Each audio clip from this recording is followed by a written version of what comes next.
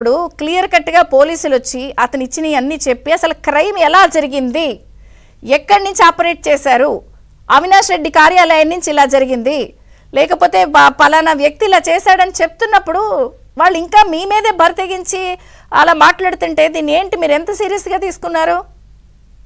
ఇప్పుడు నిన్న జగన్మోహన్ రెడ్డి గారు ప్రెస్ మీట్ పెట్టి కూడా సోషల్ మీడియా కార్యకర్తలందరూ కూడా ఎదురు తిరగండి, మీకు మేము అండగా ఉంటామంటున్నారు. నేను జగన్మోహన్ రెడ్డి గారిని క్వశ్చన్ వేస్తున్నానండి.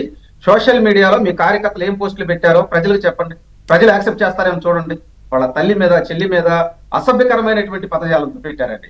నేను వాళ్ళని రెచ్చగొడుతున్నారు. జగన్మోహన్ రెడ్డి అనేటువంటి వ్యక్తి ఏంటంటే మీరు పెట్టండి, ఏం ఇబ్బంది లేదు, నేను చూసుకుంటానని చెప్పి రెచ్చగొట్టడం వల్లే వీళ్ళందరూ బయటకు వచ్చి వాళ్ళ ఇష్టానుసారంగా పోస్టులు పెట్టుకుంటా వచ్చారు, ఇక్కడ అరెస్టులు చేస్తూ ఉన్నారు. దీంతో పాటు ప్రధానంగా ఏంటంటే అసలు వీళ్ళు అరెస్ట్ చేసిన వాళ్ళందరూ కూడా ఈ మూలాలు జగన్మోహన్ రెడ్డి ప్యాలెస్ దగ్గర నుంచి వస్తున్నాయి అంటున్నారు. మీరు ఇందాక చెప్పారు ఒక ఐకానిక్ బిల్డింగ్ దగ్గర నుంచి అక్కడి నుంచి వస్తున్నాయి అంటున్నారు. వీళ్ళందరికీ సూత్రధారి పాత్రధారి ఎవరండి? జగన్మోహన్ రెడ్డి గారే.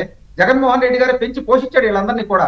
సోషల్ మీడియాలో అధికారం ఉందని చెప్పి సోషల్ మీడియాలో వాళ్ళు వచ్చినట్టు వాళ్ళు బిర్రవీగి పోస్టులు పెడుతూ, ఇక్కడ గమనించాల్సినటువంటి అంశం ఏంటంటే అవినాష్ రెడ్డి పిఏ, భారతీ రెడ్డి పిఏ వీళ్ళిద్దరూ డీకోడ్ అయిపోయి వాళ్ళ ఇష్టం వచ్చినట్టు మార్పింగ్ చేస్తూ ఫోటోలు పెట్టి పెద్ద ఎత్తున ఇష్యూలు చేశారండి.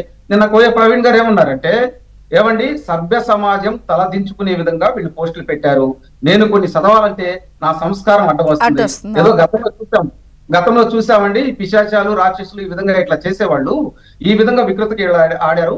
దాదాపు మేము చెప్పిన దాంట్లో ఏంటంటే ఒక 40 మంది మాకు ఇప్పుడు వీళ్ళు చెబుతున్నారు. దీంతో పాటు 400 అకౌంట్లు బయటకు వచ్చినాయి. మేము విస్తృతంగా లోతుగా దర్యాప్తు చేస్తే ఇంకా చాలా మంది బయటకు వస్తారంటున్నారు.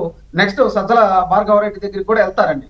నేను ఏమంటానంటే, అరే మీ ఇష్టం వచ్చినట్లు మీరు కామెంట్ పెట్టేసేసి వీళ్ళు ఏమి చేయర్లే అని చెప్పి ఉదాసీనతో మరలా ఏదైతే ఈ 4 నెలల నుంచి చూడండి అండి, చంద్రబాబు నాయుడు గారు ఏంటంటే ప్రెస్ మీదలకు వచ్చేసి లేదండి వ్యక్తిగత ఈ కార్పణ్యాలు ఇవ్వద్దు, మనం ఖచ్చితంగా రాష్ట్రాన్ని అభివృద్ధి దశగా ముందుకు తీసుకెళ్దాం, ఇవన్నీ వదిలేసేయండి. దాన్ని అలసుగా తీసుకుని వీళ్ళు ఇష్టం వచ్చినట్టు ఇంకేముంది ఇక వీళ్ళేం అరెస్ట్ చేయలే అని చెప్పి వాళ్ళు ఇష్టం వచ్చినట్టు చేశారు. దాని పర్యవసానమే ఇప్పుడు ఏంటంటే పాపం పండిందండి. మేము చెప్పేది ఏంటంటే ఏదైతే మీరు పోస్టులు పెట్టారో ఆ పోస్టులకు సంబంధించినటువంటి ఆధారాలు ఉన్నాయి.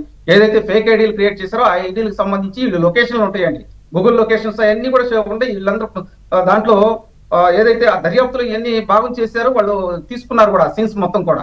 ఇప్పుడు తప్పించుకోవడానికి ఏముందండి, జగన్మోహన్ రెడ్డి బయటకు వచ్చేసి పదే పదే వాళ్ళని రెచ్చగొడుతున్నాడు. అంటే ఏంటి, మీరు ఇంకా చేయండి మేము అండగా ఉంటామని చెప్పి. ఇప్పుడు శ్రీరెడ్డి వచ్చేసింది బయటకు వచ్చి దండం పెడుతుంది.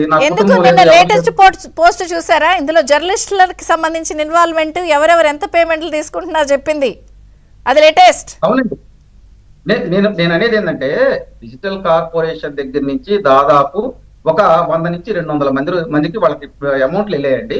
దీంతో పాటు ప్రధానంగా ఏంటంటే వీళ్ళకి లోకల్లో ఉండేటువంటి జిల్లా కన్వీనర్లు ఉంటారు, వాళ్ళకి క్యాష్ అమౌంట్ ఇవ్వటం. దీంతో పాటు వాలంటీర్లు కూడా దీంట్లో ఉపయోగించుకున్నారండి. వాలంటీర్ల పాత్ర క్రియాశీలకం. ఎందుకంటే గ్రామీణ ప్రాంతాల్లో డిజిటల్ ఫోన్లు వాడేటువంటి నెంబర్ల మొత్తం కూడా వీళ్ళు అప్డేట్ చేసి వాళ్ళకి ఇచ్చారు. వీళ్ళకి అసలు వీళ్ళకి ఇష్టం ఉన్నా లేకపోయినా కానీ దాంట్లోకి వీళ్ళ పోస్టులు బలవంతంగా పెట్టేసేవాళ్ళు అండి. ఆ గ్రూపుల్లో చూసేవాళ్ళు ఇవన్నీ కూడా. అసలు గ్రామీణ ప్రాంతాల్లో అయితే దాదాపు లక్షల సంఖ్యలో మొబైల్ ఫోన్లు నెంబర్లు దొంగలించారు. మనం గతంలో కూడా మాట్లాడుకున్నప్పుడు ఈ ఫోన్ నెంబర్లను ఏం చేస్తారంటే, లేదండి వీళ్ళు ఈ సోషల్ మీడియాలో ట్యాగ్ చేస్తా అసభ్యకరమైనటువంటి పోస్టులు పెడుతున్నారు. దీంతో పాటు ఇంకొక అంశం కూడా ఉందండి, అసలు తెలుగుదేశం పార్టీ కొన్ని ఏదో చేసేసారని చెప్పి మా వాళ్ళ పేర్లు కొన్ని క్రియేట్ చేసి కూడా పెట్టారు. మీరు వంగలపూడి అనిత గారికి సంబంధించినటువంటి అంశం తీసుకుంటే హోమ్ మినిస్టర్ గారి విషయంలో ఆమె మీద అసభ్యకరమైనటువంటి కామెంట్లు పెడుతూ, ఆమెని ఎప్పుడు ప్రెస్ మీట్ పెట్టినా కానీ ఆమెను ద్వేషిస్తూ చాలా కామెంట్లు పెట్టారు. తర్వాత మా ఎమ్మెల్సీ విజయవాడలో ఉన్నటువంటి మా ఎమ్మెల్సీ గారి మీద ఆమె మీద కూడా వికృతమైనటువంటి పోస్టులు అండి. వాళ్ళు ఇష్టం వచ్చినట్టు మార్పింగ్ చేస్తూ ఆ ఫోటోలు మార్పింగ్ చేస్తూ ఇవన్నీ చేశారు. ఇవన్నీ చేసినా కూడా మా అధినాయకుడు ఏమనేవాళ్ళు అంటే, లేదు వాళ్ళు చేస్తున్నారు అందుకని మనం ప్రత్యామ్నాయంగా ఏదో చేయాలని కాదు, ఖచ్చితంగా మనం అధికారంలోకి వచ్చిన తర్వాత వాళ్ళ మీద చర్యలు తీసుకుంటామన్నారు.